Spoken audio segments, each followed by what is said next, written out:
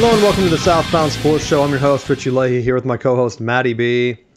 And the big news that came out I think it's for the NFL. The NFL is implementing some new kickoff rules, right? Where they're going to kind of do a mix and match between like the XFL, where the guys like kind of line up and they don't move. And the games haven't even started yet. It's going to be coming up soon, like in a week or two. And there's already been discussions that they might make changes just based on practice and training camp for the regular season, which I think would be unprecedented. I don't think they've made a change and then rolled it back before the season started. Even when they did like the overtime things and people were saying that they hated it, the NFL just doubled down. They never say like, all right, that's enough.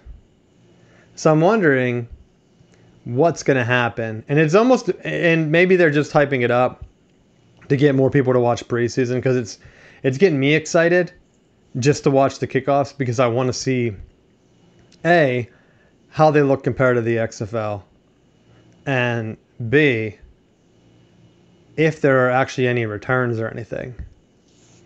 Because I did do some research on this topic. I was going to put together a series of like research for the show to see like injuries between kicking and punting, and if punting really was any better, like if it was more exciting, if you had more returns. And honestly, the research was almost kind of even. I had it up today. I looked through it just to double check. And yeah, the kickoffs had a little bit more like serious type injuries, but some of it can just be attributed to kind of like the way the hits are, right? And I know that's what they're trying to eliminate here. But it's not like I thought there was going to be a clear difference in terms of like punting, because that was my idea, is instead of just doing the kick, just get rid of it and do like the fourth down or whatever, like make it a one play untimed down where the team can either punt it or they can at least go for it, right? Because you might get some more interesting things out of it, where in like maybe the quarterback's he's the guy that's always there. Then like teams start to make some shifts. He's the protector. Because what if you need a snap and he does like a quick, instead of an onside kick, you at least have that option. With this new kick, there's no trickery, right? You can't like hurry up and kick an onside kick because it has to go so many yards downfield and the other team's right there. I think you can still do an onside kick, but it has to be declared as an onside kick, and that takes out a little bit of the excitement. Because like, wasn't it Clemson in the national championship game or something that did one in the second half maybe, or at least like in the playoffs? And it was like, oh my gosh, why did they randomly do it? Because they weren't in the onside kick formation. With the new changes for the NFL, and I know not too many teams do that, but I'm assuming that if the NFL changes it, college football will kind of be right behind. And then you take that excitement out of the game. So I wasn't trying to steer the research, which is why I never went anywhere with it. But I wanted to kind of see, because I honestly thought that the way everyone's been talking about it, that punting would be A, way safer, and B, have like more returns, and that's not the case. In fact, like a lot of them was pretty even with the changes for the kickoffs. Like you're still getting a lot of punts that are just fair caught because of how good the punters are. And same with like the kickoffs now just going into the end zone because they're so close. So I don't know what the best scenario would be. Personally, I'd still kind of want to see them go toward the punting if they're getting rid of the surprise element. But if they shift it back to like how it was and they just have the two teams kind of like line up, then you could still kick it, right? Yeah, it's plausible. Because all they're trying to do is eliminate the contact, right? Element to the game by eliminating the special teams, because that's one of the things that you truly do have a split three ways between your offense, your defense, and your special teams. And sometimes a way that you can move the needle into your advantage is by having a reverse. Music City Miracle with Tennessee, where they threw the lateral back across the field. Those can be deciding plays, and if you just dilute those attempts down, I think it's going to take some away from some of the surprise element out of the game. I don't know that there's a way in those scenarios that you can truly keep everybody safe, though, because I feel like for a lot of rookies, inexperienced guys, they're in this scenario where the only way they make the 53-man roster is by getting onto special teams and being willing to throw themselves around. So it's like trying to get themselves into that scenario where, I think some guys may end up being cut if there's less of a value on special teams. I'm glad you brought up that play, because in my research, it came up. Remember whenever college football was like, they made the change and everyone was just skying the kickoff like around like the 10-yard line or whatever, so that it wasn't returnable. And then the one play that, because like how they get the clickbait. See the play that broke the skied kickoffs or whatever, and it was like a hardball play where he did the same thing that you mentioned. Michigan took a kick, I think it was against Maryland. They were skying it down to like the 5-yard line or the 10-yard line, so they set everyone up down there. He just caught it and then threw it to the other guy on the other side, and he ran for a touchdown. And I think it was only a couple years ago. I don't remember when they changed that, right? Because I think the guy, he's probably using a couple COVID years, right? But I think he is a receiver at Northwestern now, the guy that actually scored. But they said like once they did that, they stopped skying like a lot of teams stopped skying the ball, because then the return team started to set up a similar look like that. And so you couldn't sky it and then have your team crash on them if they had like another guy just set up on the other side to do like a lateral. So I thought that was interesting. I almost wonder if the next evolution is seeing teams turn to like a rugby style scrum, where it's like they have the lateral wall set up and it's like lateral, pitch lateral, and they just like roll down the sideline. Well, that's almost what it kind of was, because like Michigan put a high school quarterback back there. So I think it was Michael Barrett, who's on the national championship team last year. He switched to linebacker. So I believe the play couldn't have been more than 4 years old, because he probably came in and he, like you said, getting on the field any way he could, right? He never ended up playing quarterback in Michigan.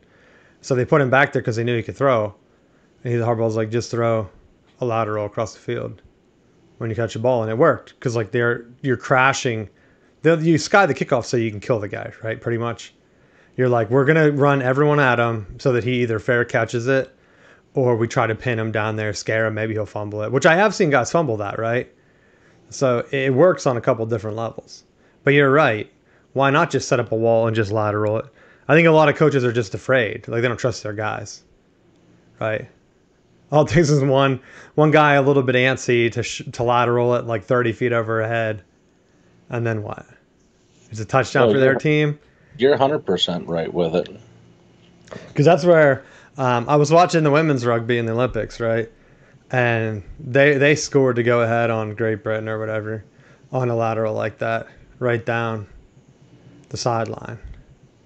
And I thought, man, some of these girls are big.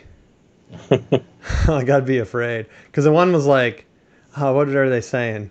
She was just working as like a lawyer or something. And I was thinking, and they were like, yeah, you should just go play rugby. And I was thinking, like, how aggressive do you have to be at work where people are like pointing you to play rugby? Like, they're like, you need to get out your anger somewhere else. There's a rugby team down the road. Just go out for it. And then you're so angry that you make the Olympics. Right? I don't think that was a glowing review of someone. That's what I was talking to Matt pre-show. The Olympics, a lot of them, you kind of have to specialize, right? But some dudes, like, they kept making a big deal about the one basketball player that just started playing volleyball. And I thought, yeah, he's going to be decent because he's gigantic.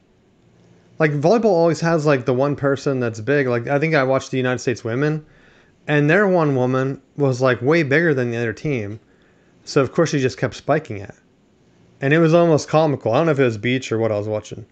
But the other girl came up to, like, her shoulder. It was, like, almost like a mom and daughter team. And the other team didn't have that. So how are you supposed to stop that? Like at some point, for some of those sports, size does matter. And it goes all the way back to what I've been talking about all summer, where people are like, the basketball players are the greatest athletes. They have to be because, they have to dribble the ball and they have to be tall. It's like, no, buddy. Just because they're tall doesn't mean they're the best athletes, right? Sometimes you can it depends on the sport. Volleyball, you need tall people. Basketball, you need tall people. That doesn't make them better at other sports. It's not like, I don't think they can go the other way, right? Just because you're like a great volleyball player, I don't think you can start playing baseball. Or like another sport that requires like killer hand-eye coordination. Like I don't know, like could LeBron play like table tennis? Like probably not. Right. He's gigantic. How the heck is he going to be down focused to throw his back out? And that's where it's like watching some of the teams, you can just tell that they don't match up. And I wonder like how many people just get dual citizenship to like try to make it just to say they're in the Olympics. Like that one diving team guy, I could have did that. He like made a face. But you wouldn't have been as graceful. He got a 0. He got a 0. I could have done anything better. I would have did a pencil off the thing. They want to see grace, Matt. They want to see grace, and I'd wear a Speedo doing it. Like I have no problems with that. That's my new life now. So just jump right in. Touch my toes. And it's like you almost pulled a Greg Louganis, and I'm like, man, what are you doing out there? And your whole country's there watching you. Like you would think you would just do the easiest thing, take your 5 or whatever. I don't even know what the score's out of, and just go home and be like, I did my best. Not a 0.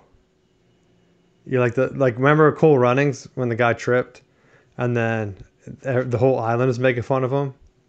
It wasn't even his fault, and they're like, you loser. And so he was so upset that he started to do bobsledding. Like that's what that guy should do. He's like, all right, that's it. I'm gonna start doing something else. I'll start doing javelin next. If they even do javelin, like I don't even know. They keep adding sports. They're like, we're gonna add. This is a new swimming thing. I'm like, do we need more swimming? I feel like they're only adding it for the TV because people watch swimming. Right? Well, that I would say, based off my recent college football experience, that they're 100% going to make whatever moves to justify the marketing and advertisement money. The marketing drives me nuts because they're still doing a disservice by putting the Olympics on like replay. Because even in the morning, like I get that the game was on at like 3 in the morning. Like don't show me a replay. Like they show the highlights so I know who wins. And then they're like, all right, well, here we go. You can watch a replay of it. It's like, you already spoiled it. Like, what am I watching? It's not like a favorite movie where I've watched the entire movie and I'm like connected to it and I want to watch it again, right? I know what happens, but like I had already experienced it for the first time. I don't get to experience it for the first time. It would be like, I know, I think about it because like sometimes Michigan like national championship run highlights pop up on my feed. And I'm like, yeah, I remember the excitement of that, like jumping around at the bar, like with the alumni group being pumped. If I didn't have that connection to it, like I don't think the excitement would be as much, right? Like I'm just a casual fan, like, yeah, they won, awesome. But having like a shared experience is better. So like sitting down to watch the game, or like someone was telling me that the gymnastics, I think, was on today. We won gold in the morning. Right? Everyone knew we won gold. It was on every website. Simone Biles wins like your 20-something gold or something. People were like, oh, I can't wait to get home and watch it. But you know what happened? Like, oh, and they were telling me, oh, it takes the stress out of it, bro. You don't even know. Because I don't know how the scoring works. So it's much better to just know that we win. And then I can just sit back and marvel at their twists or whatever. But then I thought, some of it, I feel like it's a self-fulfilling prophecy, right? Because they kind of know the score ahead of time.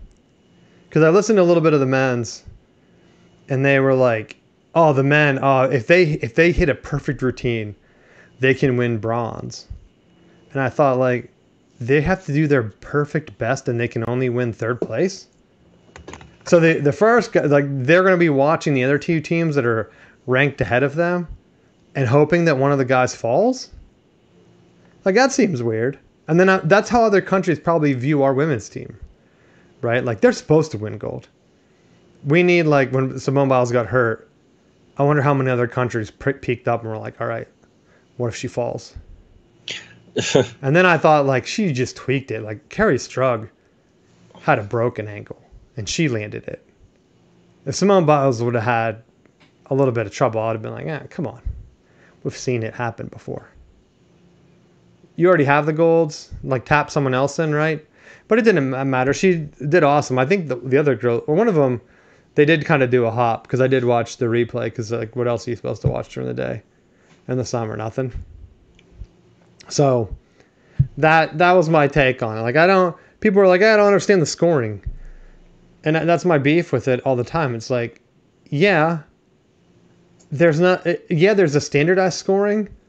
And I get why they rank it that way. Because like if the United States can do 6 twists and they land a 6th twist when the next country can only do 5, then of course the United States is going to be favored to win the gold and they're the team.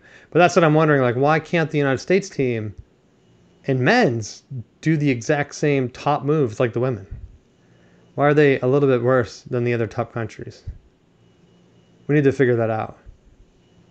Because right now we're leading the medals, but we're losing the gold count. Have the most silver, have the most bronze, but we're losing the gold count. Why? If you're not first, you're last, baby. Ricky Bobby. That's what I want to see. More first place wins. Because even the swimming, I think one of the guys I think he's from NC State, right? He won the gold with like Phelps and them. And it looked like he was going to win, and he kind of petered out and got third. And I wanted to see a replay. And I know from my experience with swimming that it's all automatic now. So once he touches, the thing knows that he touched the wall and it automatically stops. Like I don't think there's a guy timing it, right? It's like pressure sensitive. At least I believe that's what it was. Because they didn't even show the replay. They were just like, oh, his touch was like perfect. That's what they kept saying. Because I wondered, like some people, they must not have been able to push it because like they were like extending, right?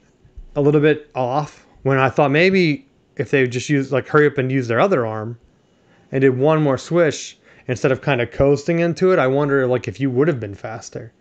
Because that happened, I think, in one of the women's like backstrokes or whatever, where it looked like the one lady got third, but she kind of just left her arm out and just coasted instead of trying to do one more stroke. And even if you halved it, right, because your arm's going to come, I feel like your arm would be faster than the coasting.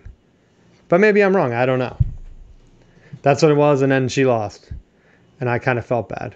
But then that Irish girl got third, and I was like, winning medals other countries can't win. Swimming. Team Ireland, I saw Poland won a couple. So I was happy there. And now I just hope that the United States will get some more golds. Basketball will probably be one. But that's the thing. Oh, yeah, great. America wins basketball. Awesome. That's 1 gold, guys. There's like 18 golds given away in like swimming and 18 golds given away in gymnastics. Like, that's where we have to win them because you get multiple. The team sports are great, but you only get 1. Did I talk about Nadal? His game was embarrassing. I don't know if that was pre-show or not, Matt. Yeah, that was pre-show. He's bald. And it was like watching your grandpa like trying to play against like one of the kids in sports when they like are a teenager. The other guy's like young and running all around circles, and the grandpa's just out there hoping to kind of make it competitive because they used to be good. That's what it was like watching that match. And Spain had to be disappointed. I had to turn it off after the second whatever match they call it, because you have to win 6, I think 3 times or whatever, and it was already 4-0 in the second round. And I thought, holy crap, he can't even catch the ball. At first he walked off and I thought, did he just give up? And then he like called a timeout and like rested up. And I thought, oh, it's over. And they were like, what a fierce competitor. They were like, a lot of people would have just gave up. And I thought, can you? Like if you're there at the Olympics and you're getting your ass whooped, can you just give up? Be like, all right, I'm out. Like you can call for your own bullpen. I've done that before in a game. Like that's a good way to piss a coach off. You're like not feeling it. You're like, all right, get the bullpen out here. And they're like, what are you doing? We need 10 more pitches out of you. It's like, come on, let's get this over with. I'm going to blow my arm out here. That's when Nadal was I honestly thought he was walking off. And then I felt bad for him, but I mean, I guess he's already won like tons of titles anyway, so what's he care? I was surprised he was even out there. They haven't trained anyone to replace him. That's the Spain problem. Spanish team should have had someone ready to go, and they didn't. Any Olympic stuff you watched you want to talk about? I haven't. I've just caught highlights of the stuff. Like I was actually surprised at the women's rugby finish, where they took down Australia for the bronze medal. They had to go like the length of the field, and girl broke loose and was able to punch it in and hit the extra point to give them the bronze. Another time, only winning the bronze. Which I look at the Olympics, and we've talked about this every Olympics since I moved back to Pennsylvania. But I would love to see like the average man attempting it first, so that I know what we're up against.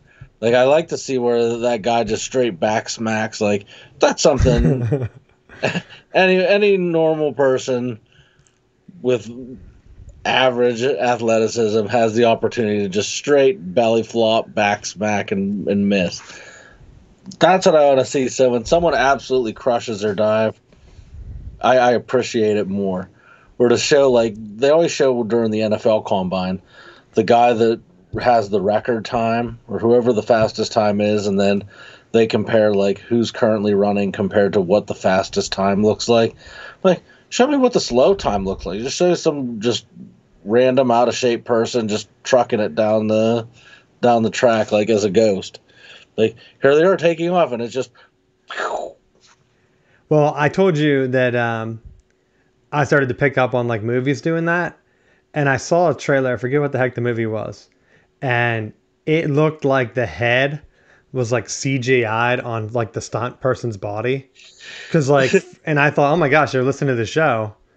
They knew that people are onto them. That you can't hire these actors that are running like a marching band director, right? Knees up high, barely making any wind.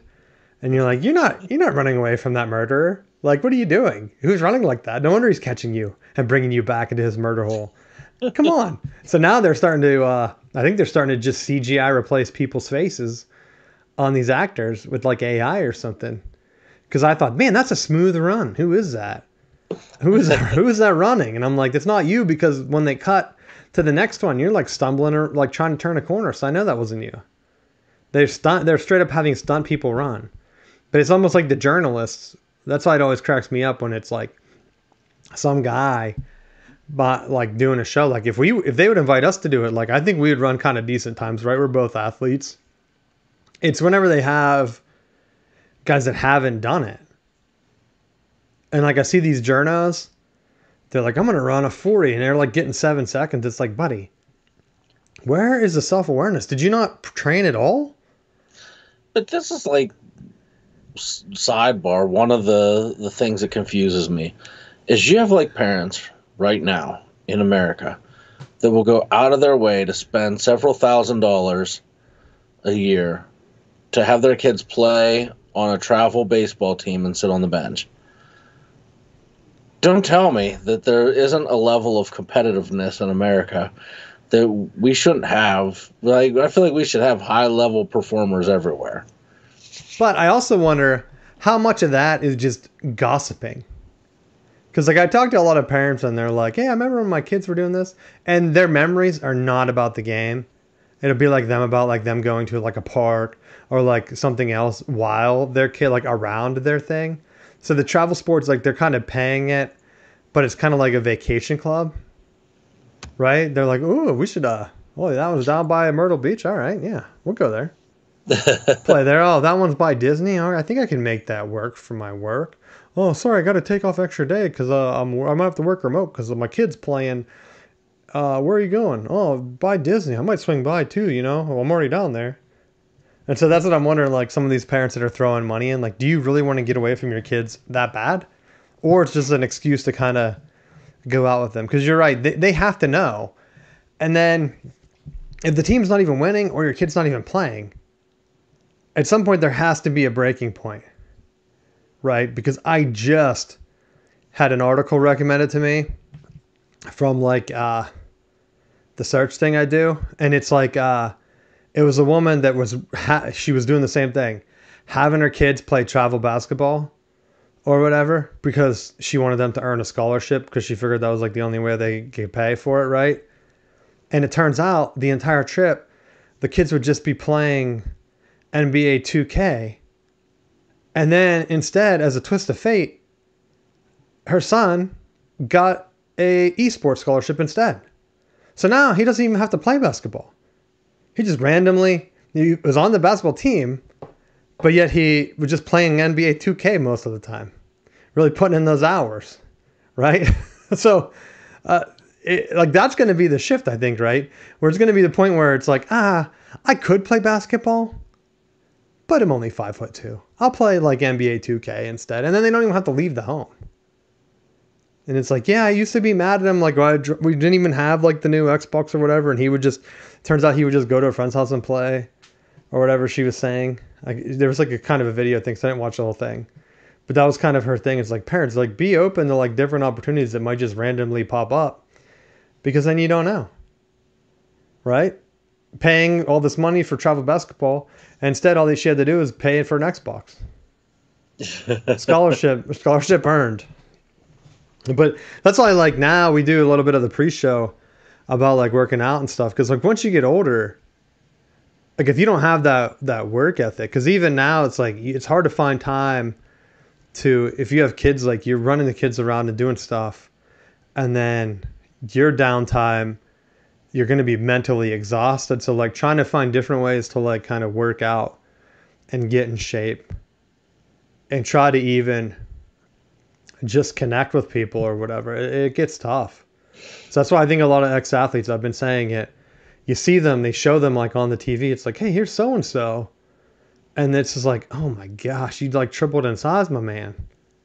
I can tell you haven't been running anymore. Like world's fastest man. It's like, what, the fastest man to 300 pounds? How?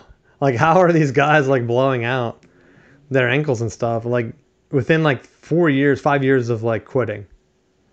I think that is crucial, because you're eating so many calories. Like Michael Phelps is a good one.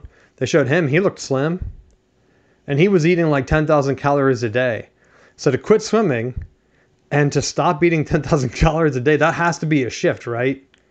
Because your body for a while is going to keep telling you like, yo, bro, you're not eating as much as you used to. Like, yeah, I'm shocked that he wasn't gigantic. But he was eating fresh. He was eating the Subway subs. You think he was? They did talk about that at the Paris Olympics, where all the French food is so bad that people were eating like, they didn't say Lunchables, but that's what I pictured when they said packaged lunch, right? Like I'd rather eat this fake Lunchables pizza than whatever your French food is. How embarrassing. Well, they said Usain Bolt at the last Olympics, Tokyo, he ate like 100 chicken nuggets a day from McDonald's. That's disgusting too. Like 40 for breakfast, 20 for lunch, and another 40 for dinner. Has he not heard of Chick-fil-A? Like, what is he doing? Or Bojangles, Supremes? Hey, he was trusting McDonald's. Well, to be honest, if it's in Tokyo, they probably have different nuggets there. So they probably are just like better. Right? You're probably not lying. Which reminds me, because now I'm even more afraid to go to a football game at Ohio Stadium, because the state of Ohio now, they ruled that if you buy boneless chicken wings or like boneless chicken bites, that they can have bones in them. So you don't know. It's like a Russian roulette of eating chicken there. Am I gonna choke off my? Oh, I'll get this boneless nug. Meanwhile, you get like a bone shoved right in your gum. You're like, ah. Dang, Ohio football stadium, what are you guys doing here? That's probably a ploy to get Michigan players injured. They're like, here, try some of these boneless nugs we have just sitting here. Steal our signs. We'll teach you a lesson. It's like those old commercials for like, check your kids' Halloween candy. You have to like tear apart your nuggets just to see, make sure there's no bones in them. You're like squishing it like a stress ball before you pop it in. Like, oh, let me just see here. Because like some of the fish, like remember you used to catch those fish, like you pull the bones out because once they get soft, but some of them they're like small and you're like, man, I hope I got them all. That's what it would be like eating a nug now. Like probably not the best fish to be eaten, but we did catch it, so might as well. And we already got it, like you're gonna throw it back in. So it's like, here's a nug, right? Maybe I'll like it, maybe I won't. Because now you know all the garbage meat is gonna go to Ohio. Like if the plant's not sure if one is contaminated with bones, 100% getting shipped to Ohio. They're like, all right, we got it. Now we won't get in trouble there. It's like the packages, they're like, don't eat the package. You can get salmonella from it. For like hepatitis from eating those strawberries or whatever. It's always like the one weird company, like they always recall their products. That's what it'd kind of be like. Except now instead of maybe getting a recall, I'll just send it to Ohio. So like I said, just steer clear. Cedar Point's not worth it, my man. If you're thinking of going there. I think that's still in Ohio, right? Yeah. All right. I do have one more complaint about the Olympics. They need to explain the rules better, or at least show me some slow-mo. I was watching fencing, and they had back-to-back. They had the women's up. And, I mean, it's pretty self-explanatory, right? You're sword fighting. You get stabbed, it's a point. Once the point's there, it resets. Now, I don't understand why they have these pulleys behind them. Like, if the foil breaks, like what, they have like 10 guys pulling them back so they can't stab each other? Like, how would they, like, well, I don't even understand what that was for. But it was very easy to follow. I watched the women's, and it was very entertaining. It was back and forth. And they had a replay component where if someone thought that they got hit, because it looked like they were kind of policing themselves, where it's like, got you. They held their hand up. And then the other person either had to say, challenge it, or they just knew they were stabbed, right? So they're like, all right, point for them. Very, very easy. It was France versus France, I think. So they won gold and silver. The men's then come in. Italy versus China, I think, or something like that. Hong Kong, maybe. And every hit was replayed. It was so confusing. Because I thought the Italian guy got stabbed like at least 10 times, which would have been the game winner. Every time he challenged it, I don't know if there was a penalty or what, because the guy walked out and would wave it off. And then finally, the last one, it looked like the Italian guy stabbed him. Because you could see the point go into the guy's chest. And I thought, oh, he won. Finally, after all these replays, like they're rigging it for Italy. And the guy comes out and is like, no, he gave the point to the other team. And it didn't even look like he came close to stabbing him, like maybe up in the neck, like over the shoulder or something. And I thought, what did I just watch? Like a rigged Olympic? The Italian guy was like on the ground, not even crying, just like pouting like a toddler would do, throwing his thing, and he was like pointing at his sword thing, his hilt, like saying, or maybe saying he blocked it. But they replayed it, and I had no idea what I watched. It made me want to watch women's fencing instead. And so, whatever you guys are doing, be consistent. Like I still have no idea what I watch. Like it was haunting me today, because I thought I'm not going to go seek out like a replay or someone explaining it, but I still wonder about that guy. Like he had to be so close, because it was like down to the last point. I think for both of them, they were kind of like tied, and it looked like he got the kill. He started celebrating after 100 challenges in a row, only to have your hopes crushed when it didn't even look like. So there, if it didn't look like he got stabbed, he probably didn't feel that he got stabbed. And so I still wonder how they gave the point to the other guy. If you watched it and you think I'm wrong, like write in and tell me, or send me a video clip of it already picked out for me so that I learn. That'd be good. I'm open to criticism on the show. Because how am I going to get better at watching sports on TV if I don't know what I'm doing? How am I going to get better at stabbing people if I don't know what's the point? Well, it made me think, like, because fencing clearly isn't sword fighting. And they always have, like, what's that show, Walking Dead, like the end of the world?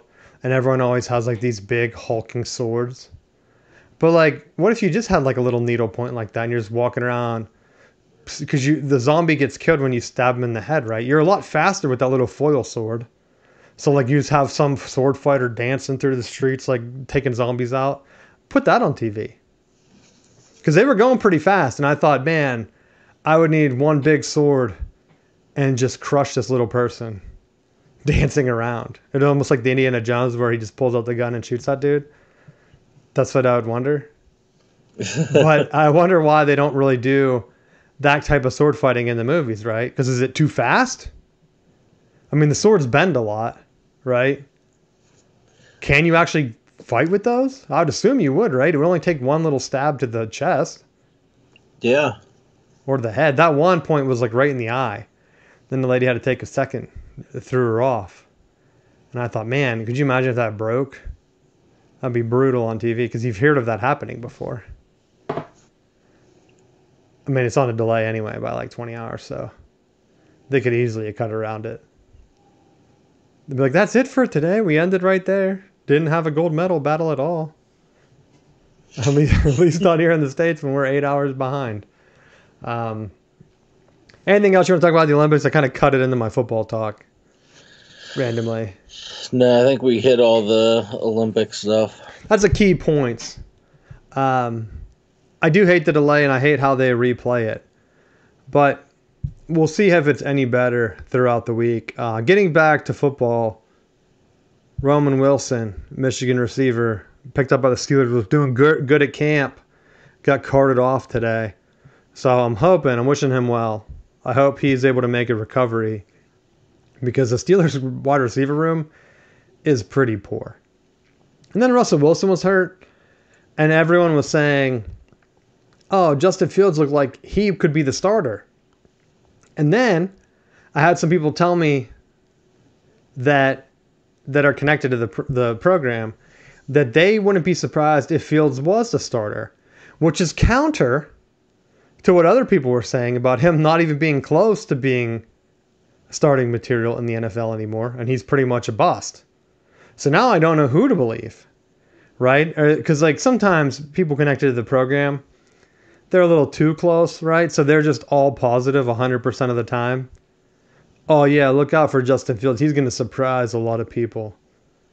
And it's like his line is like surprising him with 10 interceptions to 2 touchdowns, like that kind of surprise, or they're going to play him because Russell's just that bad. Like that's kind of what I was feeling. Like, is Russell Wilson that bad that they have to play Fields and he's also that bad? This could be a time where you bet the under on the Steelers. I don't know what the over-under is. Probably around 9 wins. Well, I'm also because like what's the one I saw? I've been watching a lot of Big Ten projections, and they have Michigan State at like 2 wins. And to me, I just want to hammer the over because Jonathan Smith was a pretty good coach. Was he at Oregon State? I think that's his name, right? Michigan State's new coach. So for him to come in and only win 2 games, I feel like that over-under is such a slap in the face. That like it just makes me want to hammer the over. And I'm like, what am I missing? How could it be this off? Because like, Lord knows, if I do bet a ton of money, they'll get 1 win. And that will be it. I'll feel like a gigantic ass. And I'll be cheering them play against Penn State or something, and they'll be getting boat raced like 50 points. And so now I'm like, some of those gambling lines I'm a little suspicious of. But same with the Steelers. They're hoping that these guys are good. But what if they both are just bad? And the Steelers get like 3 wins. And then they just pick a rookie quarterback, right? And just finally enter their circle of suck. Well, they've never had a full rebuild, right? Because that's my other thing. I hate when teams throw money at quarterbacks that haven't won anything. And I watched the Packers sign Jordan Love to like a gigantic deal. Tua got a gigantic deal. And it's like the top whatever quarterbacks have all not won anything. And then there's Mahomes like making a much less. And he said, like, I don't feel like I'm undervalued. Because he knows he's on TV every week. He makes way more money doing like commercials and stuff. He has to. And if he doesn't, then his agent is horrible. Right? His teammate is dating Taylor Swift. They're on TV all the time. Both of them. So they're able to take a little bit less money. And I feel like some of the agents for these guys, they're like all celebrating like, yeah, I got my guy the highest paid. And then that will be the only paycheck that they ever make because a lot of them are just going to bust out. And because they made so much money, no team's going to touch them. It's kind of like the Kaepernick thing. Remember, because his veteran salary had to be a certain amount? No one ever brought that up, except we talked about it. Where it's like, hey, here's his offer. And they gave him like the veteran minimum. And he declined it, saying he was worth more. And I'm like, buddy, it was still like $14 million with the Ravens or whatever. I don't remember the exact number. I thought it was somewhere around there. And I was thinking, that's still a lot more than what a lot of these quarterbacks make. Like, if he looks back at what Purdy's making right now, it's almost like a joke in comparison. Yeah. So, why? Why are you investing so much money in a guy that clearly, like in the Packers scenario, clearly threw an interception when he didn't have to at the end of the game, where they could have beat the Niners and maybe possibly made it to the Super Bowl. Like, they were on a roll there until he threw the pick six to end the game. Or I guess it wasn't a pick six. He threw the interception to lose the game or to end it. And they were like, you know what? We're going to make him the highest paid. And I personally don't like it. Look at how Aaron Rodgers, when he got his paycheck, how he did nothing since. Now he's like not even working out with the Jets, kind of, because he doesn't want to get injured. Oh, you know, Matt, he's old. Can't even risk it. Last year, he did work out with the team, and look what happened. He had a freak Achilles injury. You got to blame that on the training camp, bro. Well, it's funny because they keep showing these clips of him fighting with Elijah Moore. And it's like the context is kind of along the lines of like Rodgers being like, hey, I want you to run the route this way. And he's like, hey, instead of working out with the team, you went to Egypt. So I don't need to hear your mouth. Because that's where, like, the one thing people are like, oh, wish Aaron Rodgers with the Packers? Like, nah, I don't. Well, why not? What has he done? Even if he came and got hurt last year, like with that would have changed the Packers season for nothing. I still think Jordan Love would have been able to put together a good season. And I'm not saying Jordan Love doesn't deserve it. I'm just saying you're taking the carrot away. So right when you pay a guy that much money, they have to be self-motivated like Tom Brady. And if they're that focused on the money that they're going to hold out, I just don't think they have the hunger to win a championship. I would love to be wrong, but a lot of my hype for maybe the Packers making a run has kind of just dwindled to where it's almost like, they'll probably both have a similar season, Steelers and Packers. So I better hope Michigan makes a run again, because I'm not going to have any postseason success in football this year.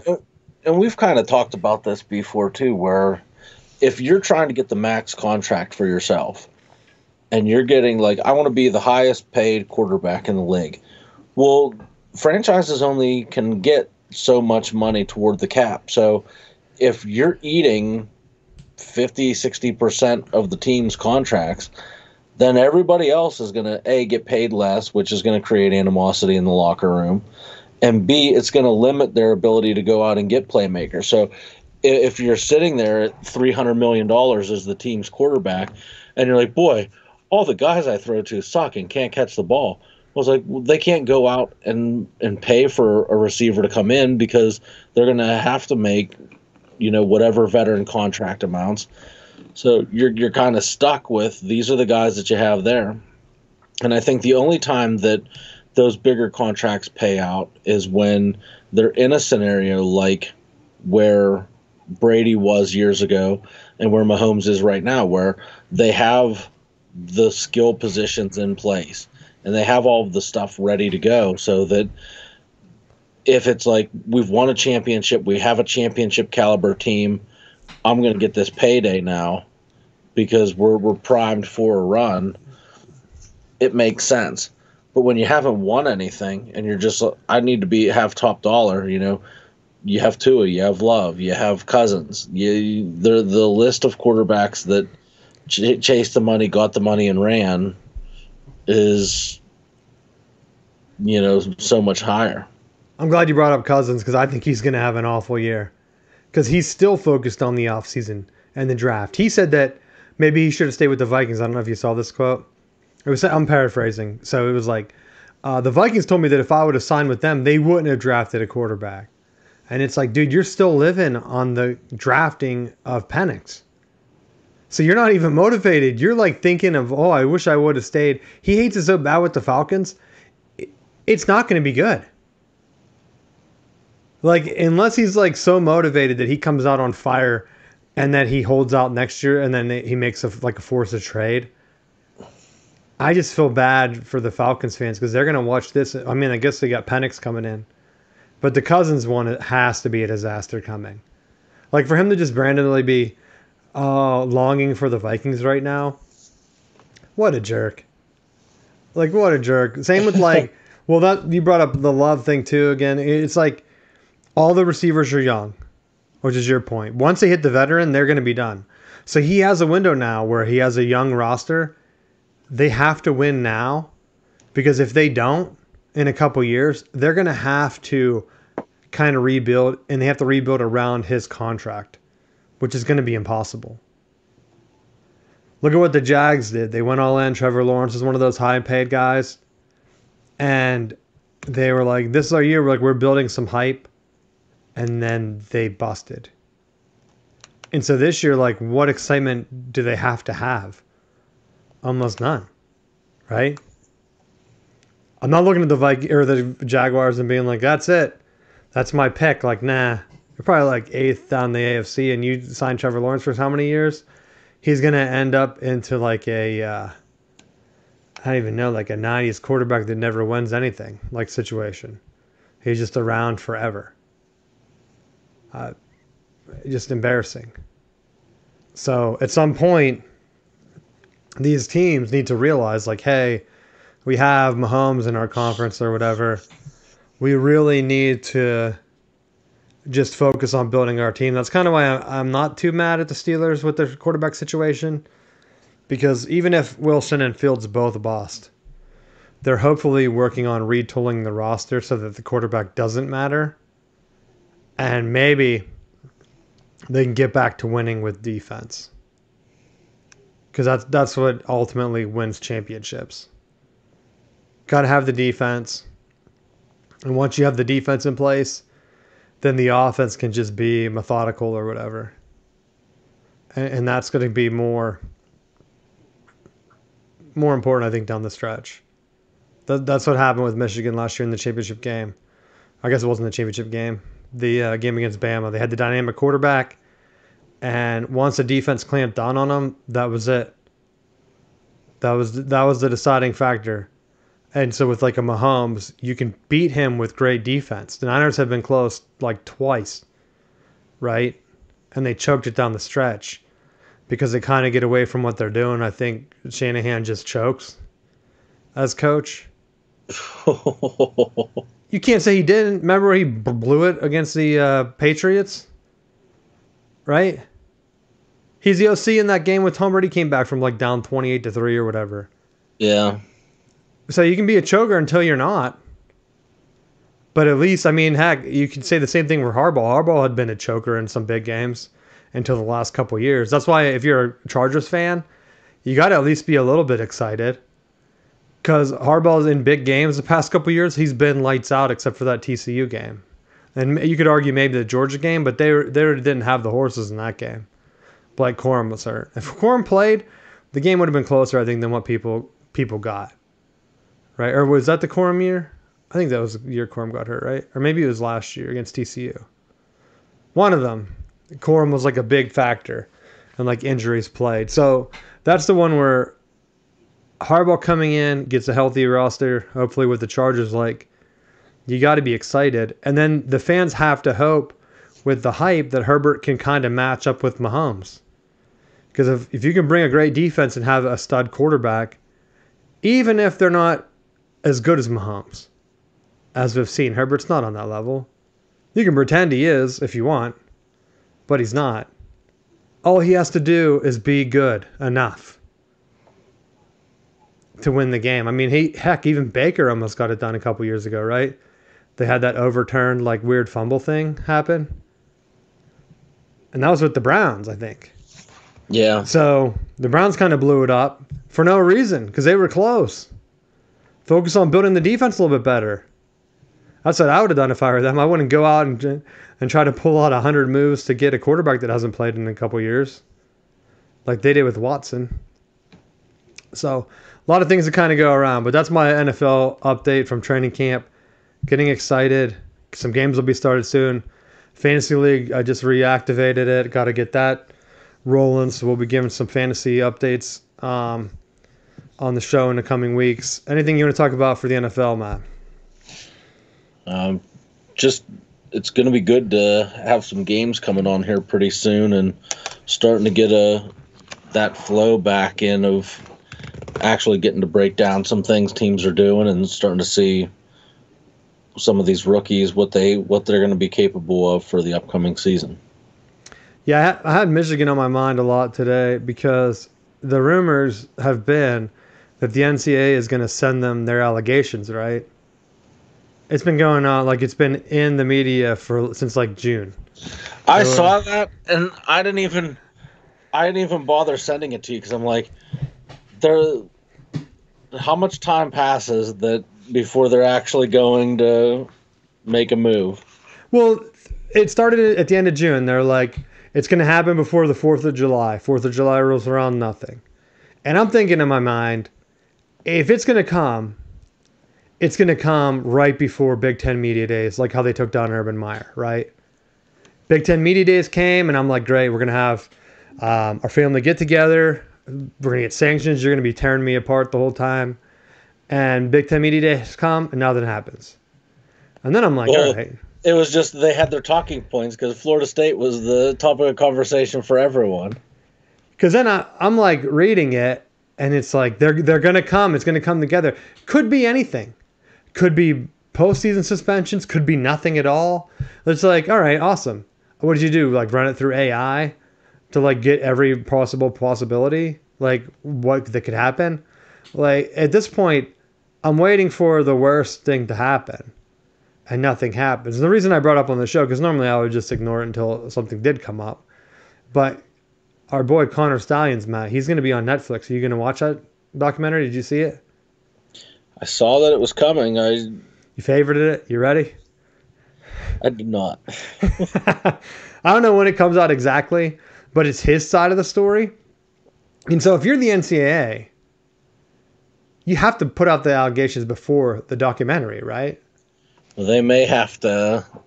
Because that's where I think the recent push was coming from. But this was rumored back in March. I think we talked about it. It came out that like, hey, here are the updates. There's going to be a documentary from Connor Stallions or whatever coming out. We didn't really know what it was going to be. Obviously, Netflix probably paid him for whatever. I really don't think, because he seems like such a big Michigan fan, that people that are expecting him to come on and just like shred Jim Harbaugh or shred the program, I would be shocked because it looked like he was at the Rose Bowl, like he paid his own way and was sitting there at the Rose Bowl cheering for the team. You don't go from cheering for the team and being so pumped that you took a national championship hat to the Ohio football stadium and posted it on Instagram. Remember when he did that or whatever? Yeah. Like you don't do that and then go to Netflix and then blow the program up. So for people that think it's going to be an expose, I would be very shocked because it's all 100% against what he's been doing. Now, with that coming out though, if the NCAA like throws a bunch of violations and he comes out on the documentary, he's like, look, they don't have anything because I didn't do anything. That wasn't me. Like the only key part right now that people don't know for sure, because the NCAA hasn't said anything, is if he was the guy on the Central Michigan sideline. Because that's the clear only violation, right? I think in terms of the rule books, multiple like NCAA people have looked at it and they've said like, look, sign stealing is legal. The only thing that Michigan is accused of is scouting in person. Now, him paying other people to film the games is a little bit of a gray area, right? I don't think that's worth multiple year postseason bans. Remember, Tennessee had like 18 level 1 violations.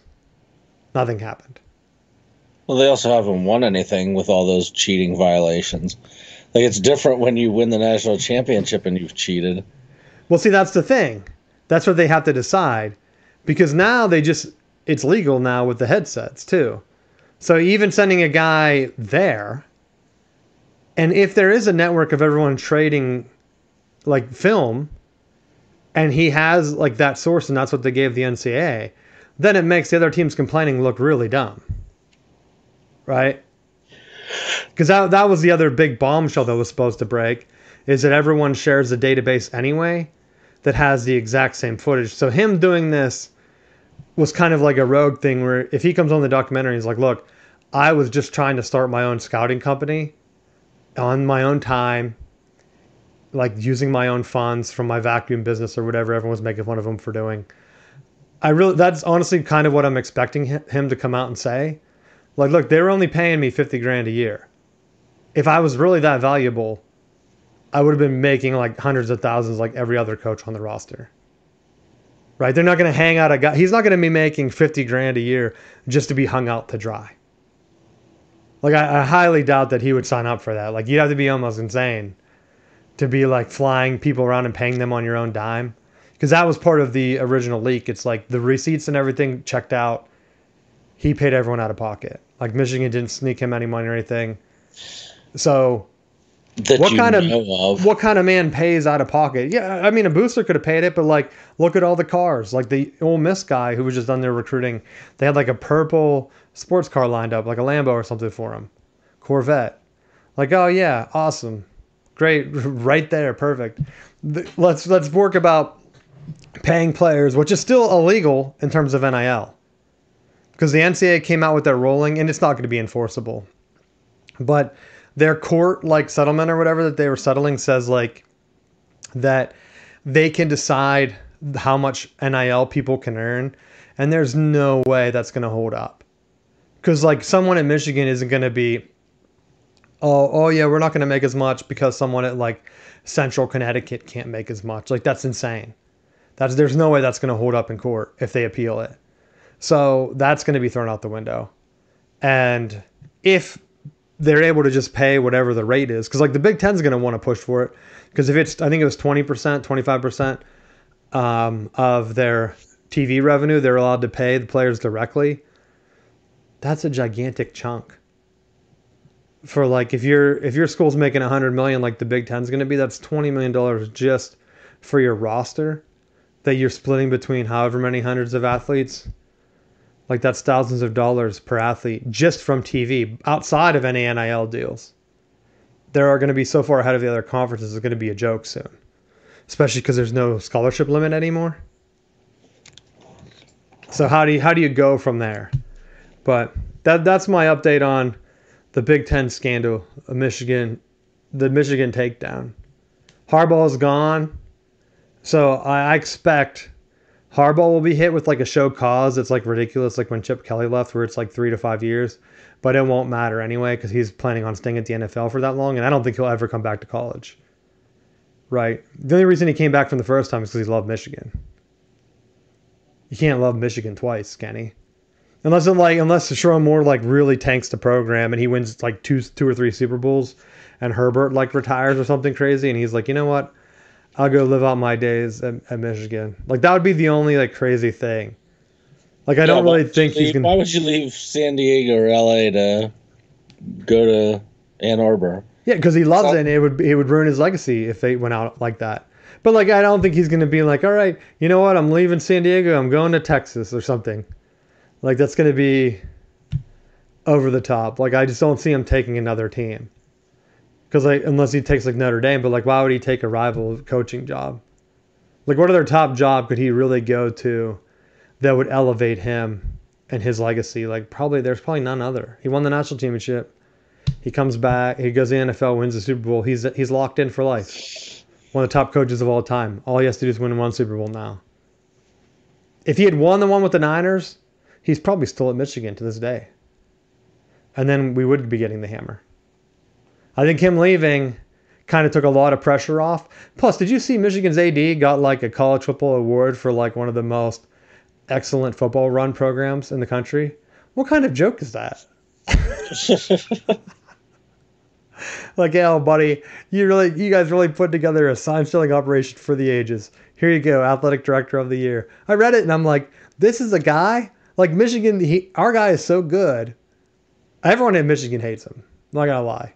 If you just look for Ward Manuel's name and like type in Michigan boards or something, you'll see all kind of negative comments because he didn't stand up for Harbaugh, didn't offer him a contract, and I almost wonder if it was kind of like a backdoor deal where it's like, if you get rid of Michigan, or you get rid of Harbaugh, we'll make this go away. And to put the cherry on top, they gave him athletic director of the year for it. They're like, here, we're tired of him talking about paying players. Now he's gone to the NFL. Here's your reward. And you get to keep your national championship. And your guys on Netflix, no big deal. No big deal. We'll see what happens. If Michigan comes out this year and starts getting like favorable calls, I'm going to know that there was a payoff in place to get rid of Harbaugh. Because you knew Michigan was like heavily penalized against with Harbaugh.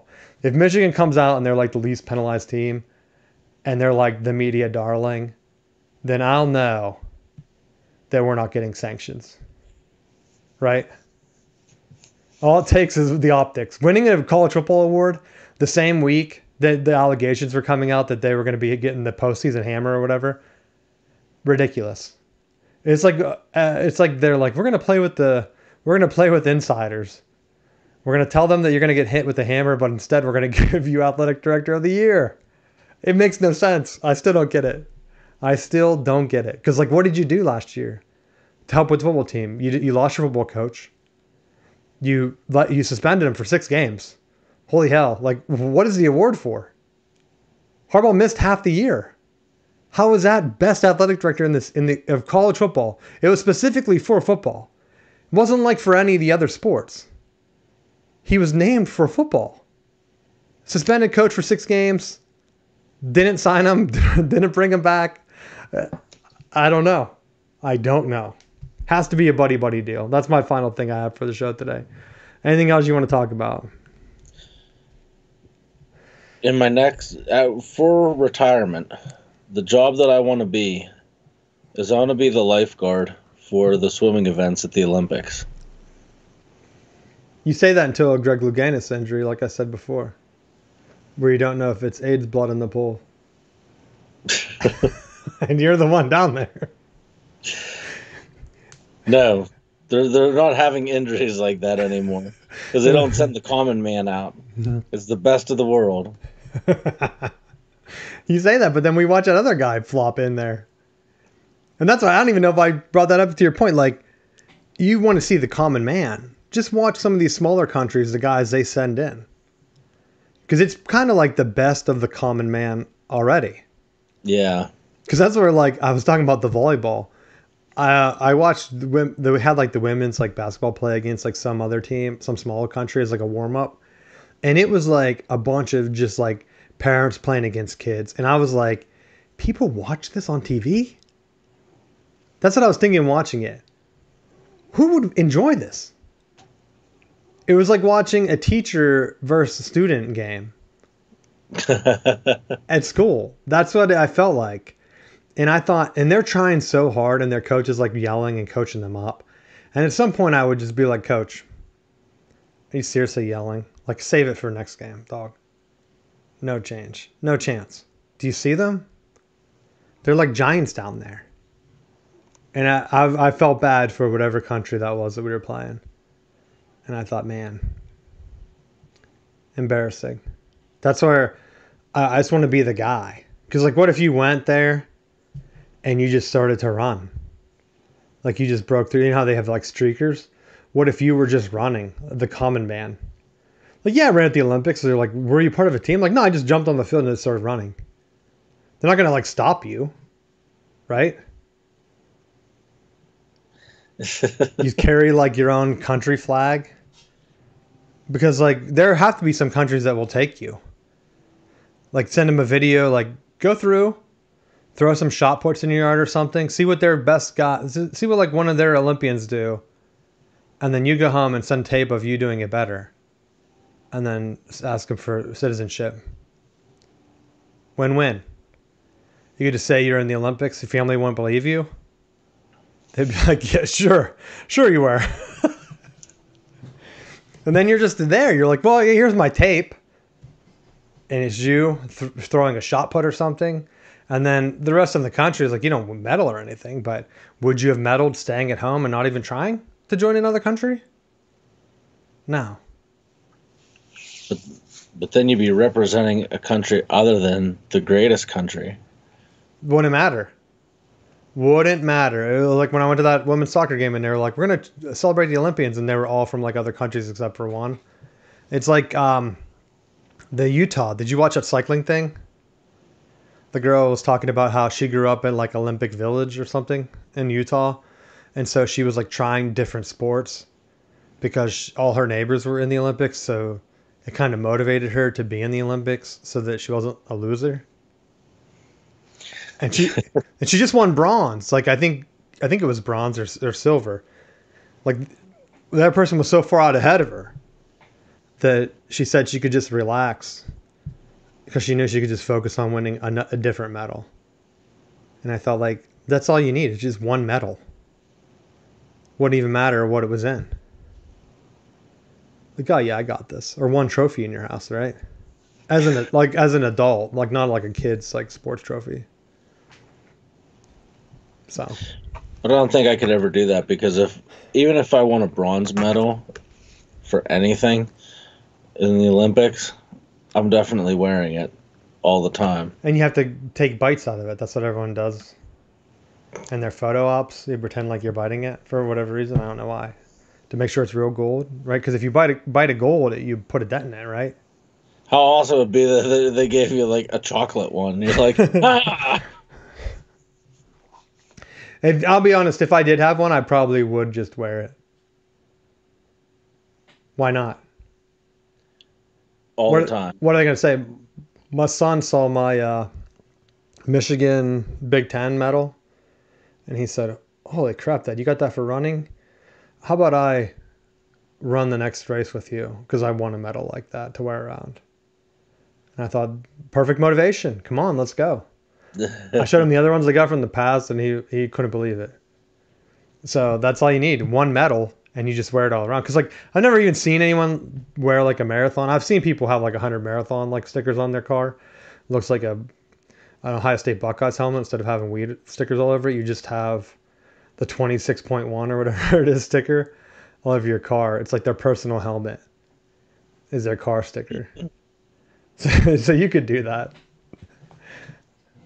Anytime you do, just find it, and it's kind of like your own personal gold medal. You don't have to do the Olympics for it. You just got to do something and then be obnoxious about it. Right? Absolutely. So let us know. Reach out. Let us know what your favorite sport is, and if you think you could even compete in any Olympic event. But we'll be following along a little bit next week. So thanks for listening, and we'll see you next week.